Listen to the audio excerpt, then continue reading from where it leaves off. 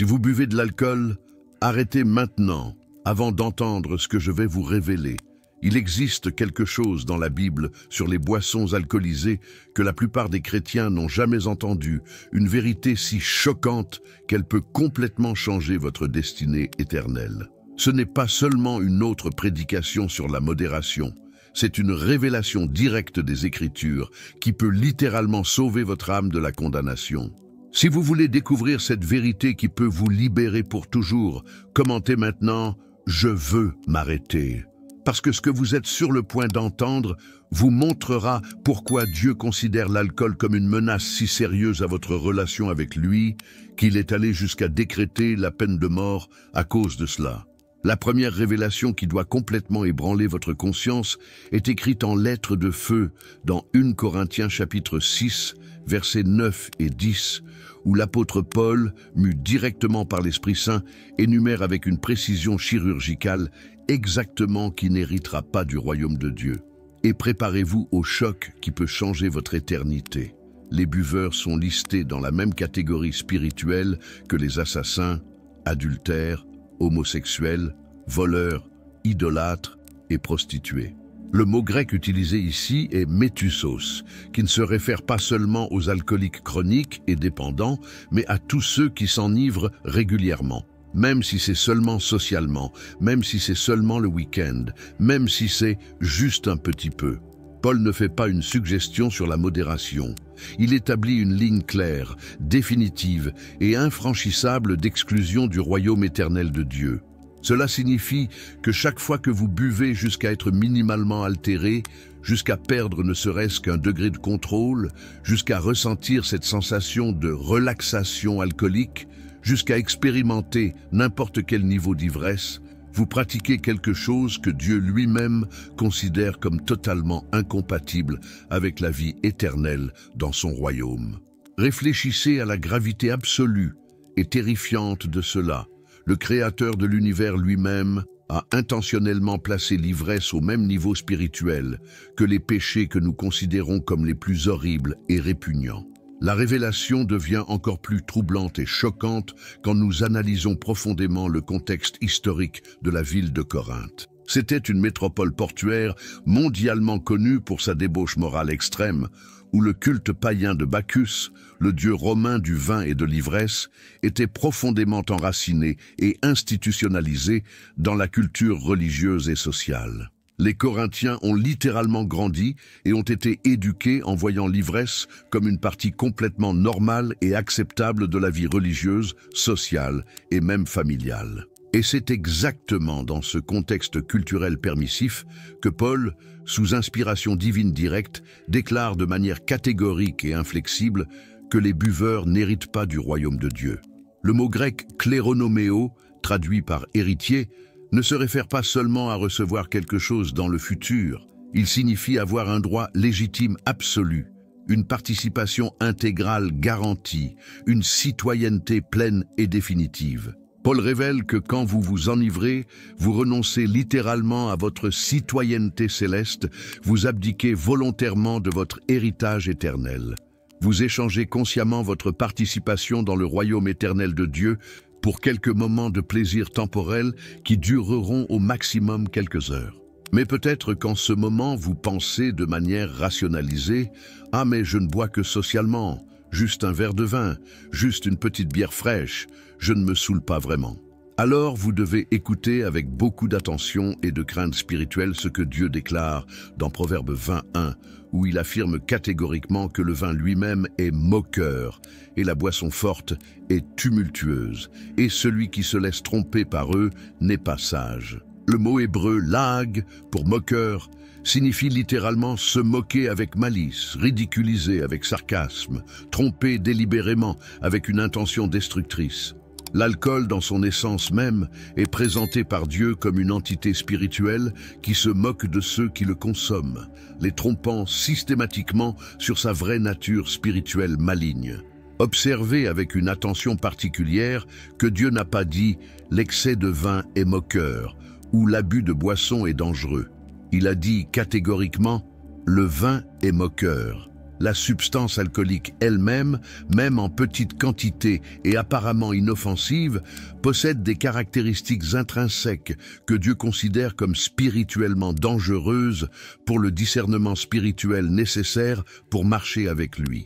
Le mot hébreu « amar », traduit par « tumultueuse », signifie causer un tumulte interne violent, perturber profondément la paix intérieure, créer une confusion mentale et spirituelle délibérée.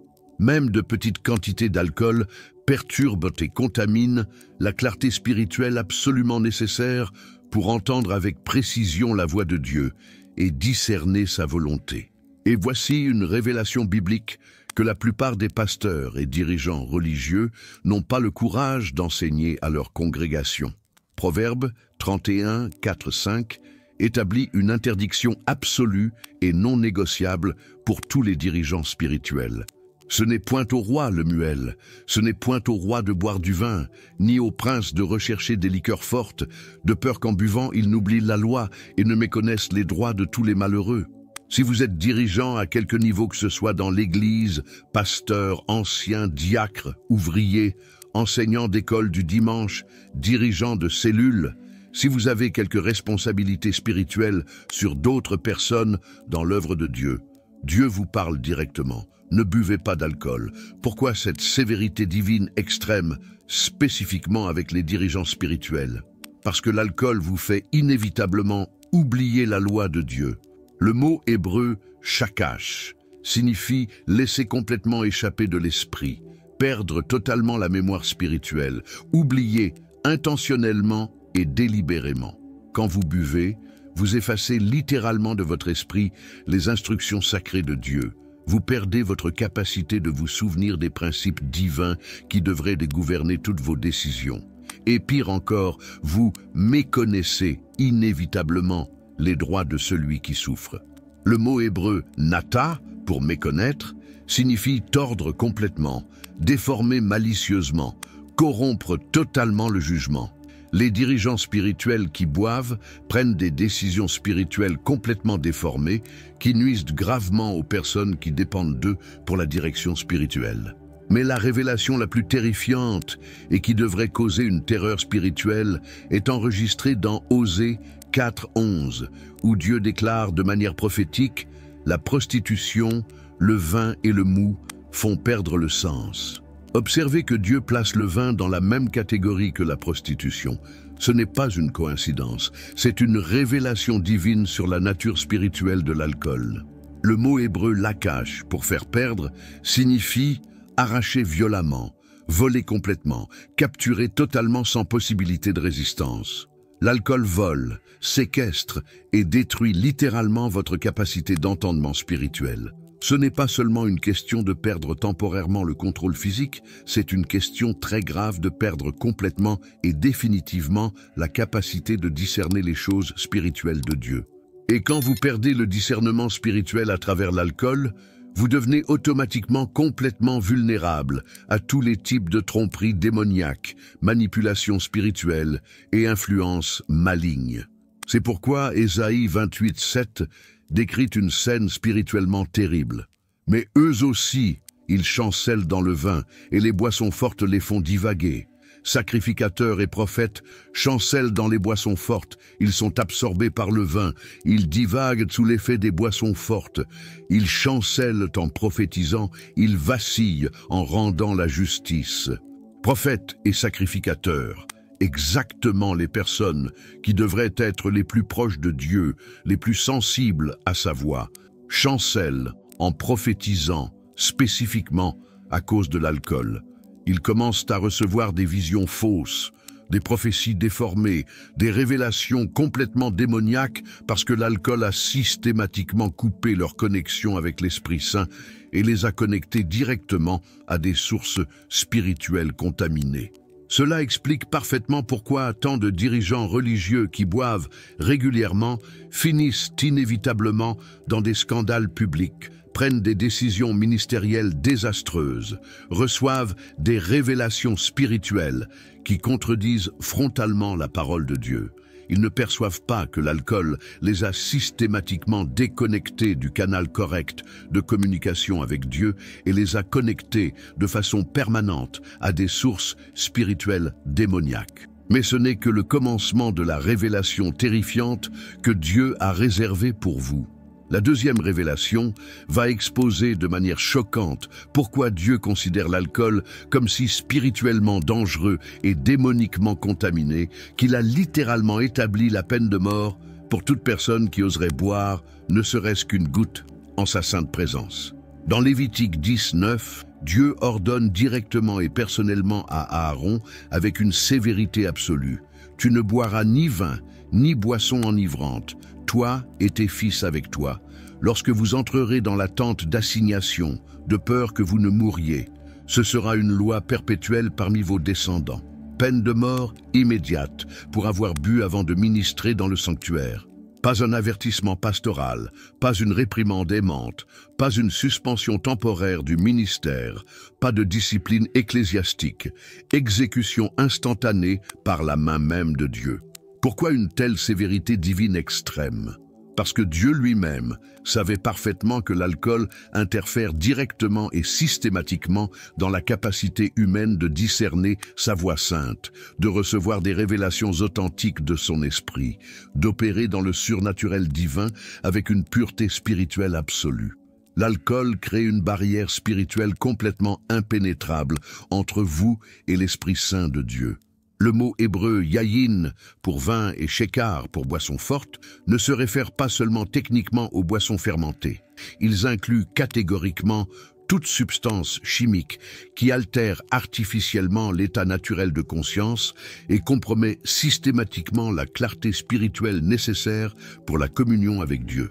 Dieu établissait un principe éternel et non négociable pour s'approcher légitimement du sacré, pour ministrer authentiquement en son saint nom, pour toucher révérencieusement les choses éternelles de son royaume. Il est absolument nécessaire d'être complètement sobre, avec l'esprit totalement clair et purifié, sans aucune substance qui pourrait interférer dans la communication divine. Et voici une histoire biblique absolument terrible, que peu connaissent complètement, et qui devrait causer une terreur spirituelle à tout chrétien. L'exécution divine instantanée de Nadab et Abihu, fils consacrés d'Aaron.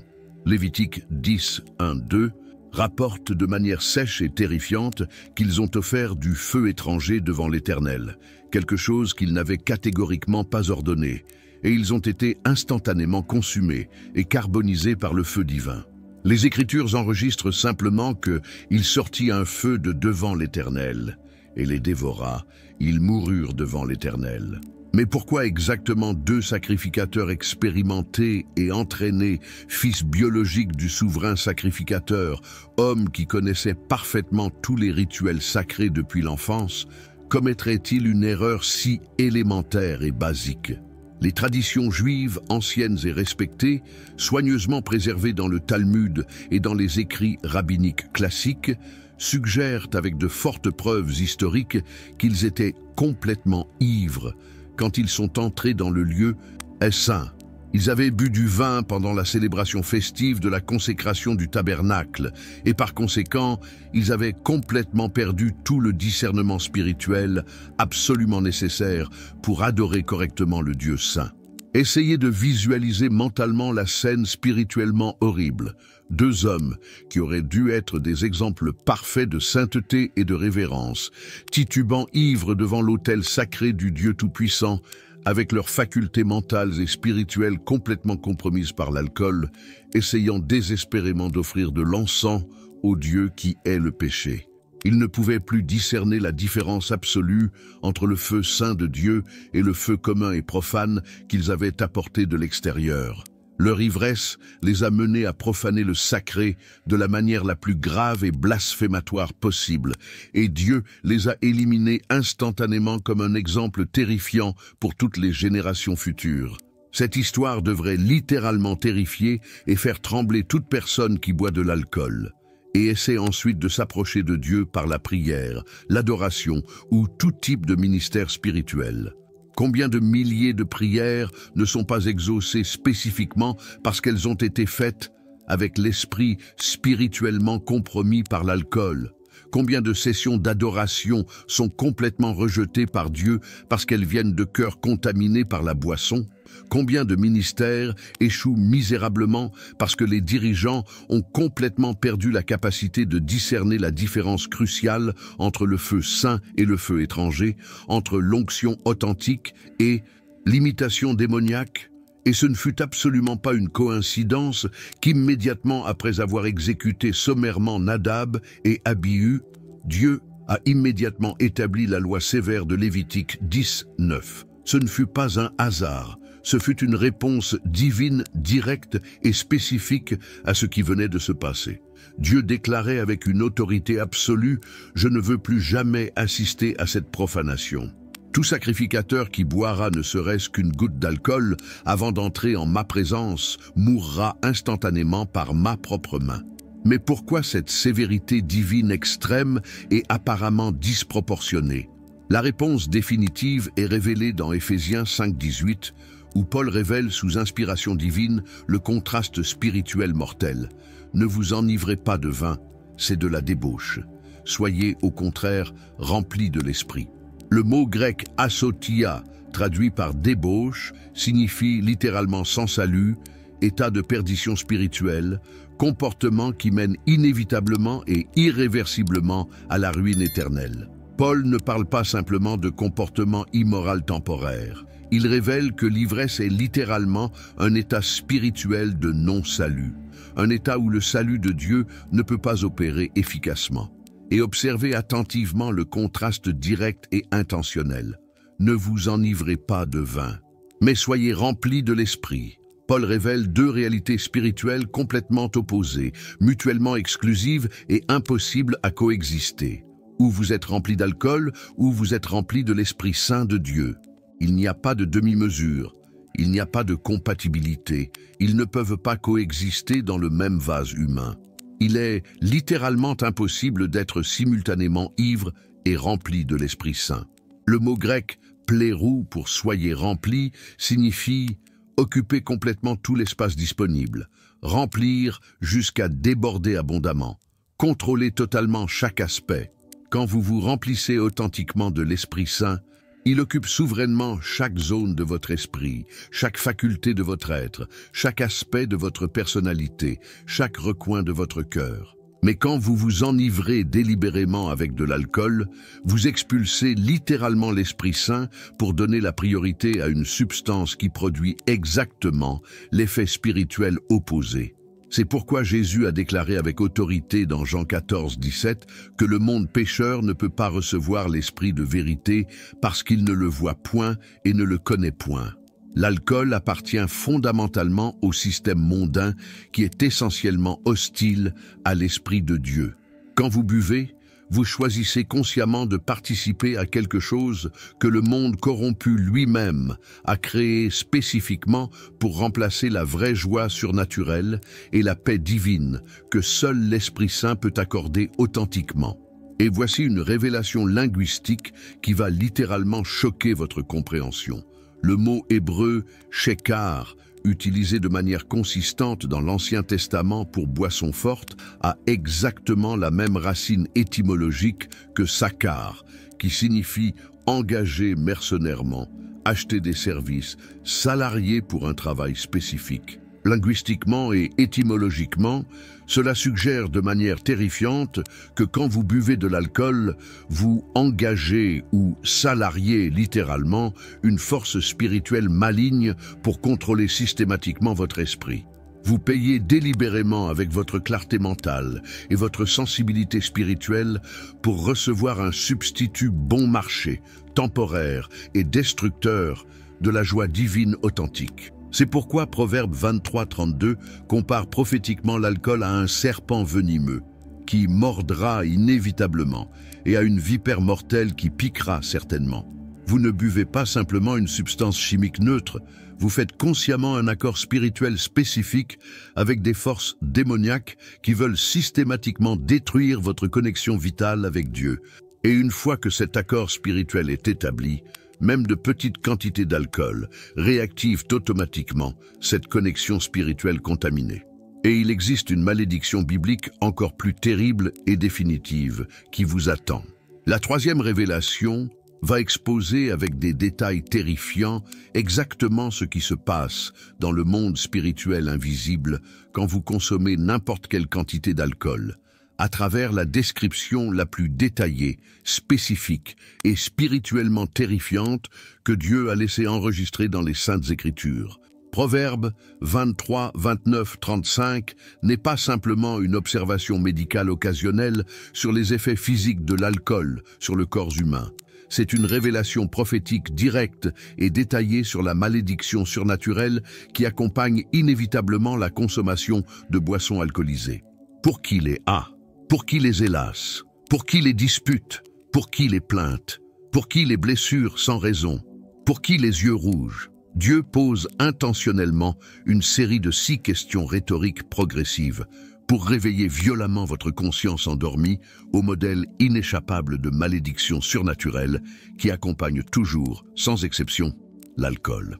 Le mot hébreu « oi » pour « ar » est exactement le même mot technique utilisé de manière consistante par les prophètes bibliques pour annoncer officiellement des jugements divins imminents et inévitables. Hélas vient du mot « abeba » qui signifie « lamentation profonde et inconsolable », tristesse qui consume et dévore complètement l'âme. Dieu révèle systématiquement que l'alcool attire littéralement une malédiction surnaturelle spécifique de souffrances émotionnelles inexplicables, conflits familiaux et sociaux sans cause apparente, blessures physiques et spirituelles qui apparaissent mystérieusement sans explication naturelle, et une tristesse spirituelle profonde qui n'a pas d'origine ou de solution dans le monde naturel. Mais la réponse divine aux questions rhétoriques est encore infiniment plus terrifiante et révélatrice pour ceux qui s'attardent auprès du vin, pour ceux qui vont déguster du vin mélangé. Le mot hébreu « achar » pour « s'attarde » ne signifie pas simplement boire occasionnellement. Il signifie prolonger habituellement la présence, rester routinièrement prêt, faire du vin un compagnon constant et intime de la vie. Dieu révèle prophétiquement que même être habituellement près de l'alcool, même sans consommer de grandes quantités régulièrement, même en étant seulement un buveur social modéré, attire déjà automatiquement ces malédictions surnaturelles spécifiques. Et observez attentivement la progression spirituelle terrible et inévitable. D'abord, vous vous attardez près du vin innocemment, puis, progressivement, vous allez déguster activement du vin mélangé. Le mot hébreu « bakash » pour « aller » signifie chercher intensivement et obsessionnellement, poursuivre avec un désir croissant et incontrôlable, faire de l'objet une obsession mentale dominante. Dieu montre prophétiquement comment l'alcool devient progressivement, mais inévitablement, une force spirituelle qui contrôle systématiquement votre volonté, vous transformant rapidement de quelqu'un qui boit occasionnellement socialement en quelqu'un qui cherche activement, poursuit et obsède avec la boisson. Puis vient l'avertissement divin le plus direct et spécifique. Ne regarde pas le vin qui paraît d'un beau rouge, qui fait des perles dans la coupe et qui coule aisément. Le mot hébreu « ra » pour « regarder » ne signifie pas simplement voir occasionnellement ou observer en passant, il signifie contempler délibérément avec un désir croissant, fixer les yeux intentionnellement avec convoitise, permettre consciemment que la vision éveille et nourrisse la luxure. Dieu avertit prophétiquement que même regarder l'alcool avec désir ou appréciation est déjà spirituellement dangereux et potentiellement destructeur. Et pourquoi exactement Dieu décrit-il si spécifiquement le vin rouge qui fait des perles mystérieusement dans la coupe? Parce qu'il révèle directement la nature séductrice, trompeuse et spirituellement dangereuse de l'alcool. La couleur rouge dans le contexte biblique prophétique est fréquemment et constamment associée au sang versé, à la violence destructrice, au péché qui contamine. Le fait de faire des perles suggère une beauté superficielle fausse, une attraction trompeuse qui cache délibérément un danger mortel spirituel. C'est exactement comme le serpent ancestral dans le jardin d'Éden, attrayant, séducteur et fascinant à l'extérieur, mais mortellement dangereux et destructeur à l'intérieur. Mais le verset le plus terrifiant, prophétique et littéralement révélateur de toute la Bible sur la nature spirituelle de l'alcool vient immédiatement après. Il finit par mordre comme un serpent et par piquer comme une vipère. Ce n'est pas une métaphore poétique belle ou une comparaison littéraire occasionnelle. C'est une révélation littérale et spécifique sur la vraie nature spirituelle démoniaque de l'alcool. Le mot hébreu « nachash » pour serpent est exactement et intentionnellement le même mot technique utilisé pour décrire le serpent originel dans le Jardin d'Éden, dans Genèse 3:1. Dieu fait une connexion directe, intentionnelle et prophétique entre l'alcool et le serpent ancestral, qui a originellement trompé Ève et corrompu toute la race humaine. Quand vous buvez n'importe quelle quantité d'alcool, vous permettez littéralement au même esprit démoniaque qui a corrompu l'humanité au commencement d'entrer physiquement dans votre corps et de prendre le contrôle de votre esprit. L'alcool porte et transmet l'essence spirituelle du serpent originel, le même mensonge fondamental, la même tromperie séductrice, la même fausse promesse de plaisir et de liberté qui mène inévitablement à la mort spirituelle. Et le mot hébreu « tsepha » pour vipère se réfère spécifiquement à un serpent extrêmement venimeux dont la morsure était universellement considérée comme fatale et incurable. Dieu révèle prophétiquement que l'alcool ne mord pas seulement comme un serpent commun, il injecte systématiquement du poison spirituel mortel comme la vipère la plus létale et destructrice. Ce poison démoniaque se répand rapidement à travers votre système spirituel complet, contaminant progressivement votre capacité de discernement spirituel, votre sensibilité naturelle à l'Esprit Saint, votre habileté surnaturelle à résister efficacement à la tentation. Mais la description prophétique devient dramatiquement encore plus terrible et spécifique. Tes yeux se porteront sur des étrangères et ton cœur parlera d'une manière perverse. Le mot hébreu « zur » pour étrangère signifie littéralement « chose d'un autre monde spirituel », visions qui n'appartiennent pas à la réalité de Dieu, expériences surnaturelles qui viennent de sources démoniaques. Quand vous buvez de l'alcool, vos yeux spirituels commencent automatiquement à voir des choses spécifiques du royaume des ténèbres. Vous passez graduellement à avoir des visions nocturnes, des rêves perturbants, des expériences surnaturelles qui semblent spirituelles, mais viennent en réalité directement de sources démoniaques. Et ton cœur parlera d'une manière perverse. Le mot hébreu tapuka signifie « chose complètement inversée », vérité délibérément déformée, paroles qui viennent spécifiquement d'un esprit contraire.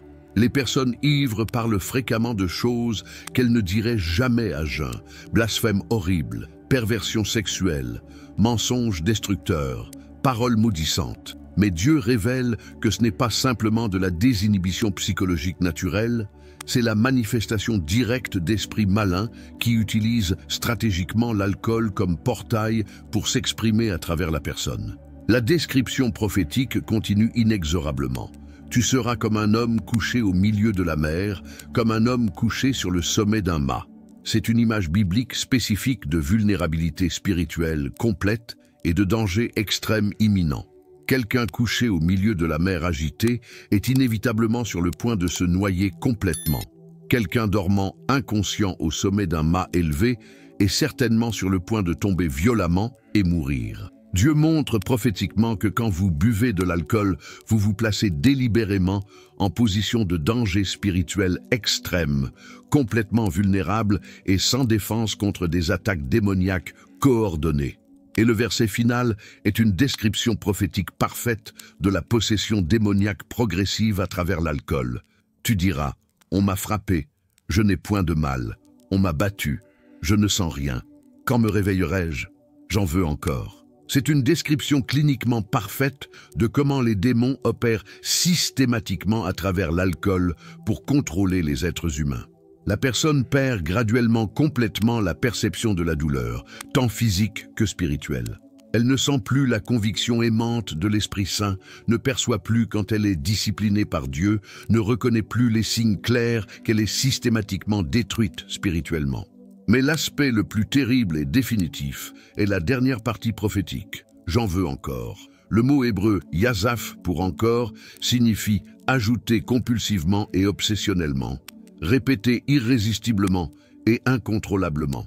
Même après avoir été blessé gravement, maltraité sévèrement, discipliné douloureusement par Dieu, la personne retourne compulsivement et automatiquement à la boisson.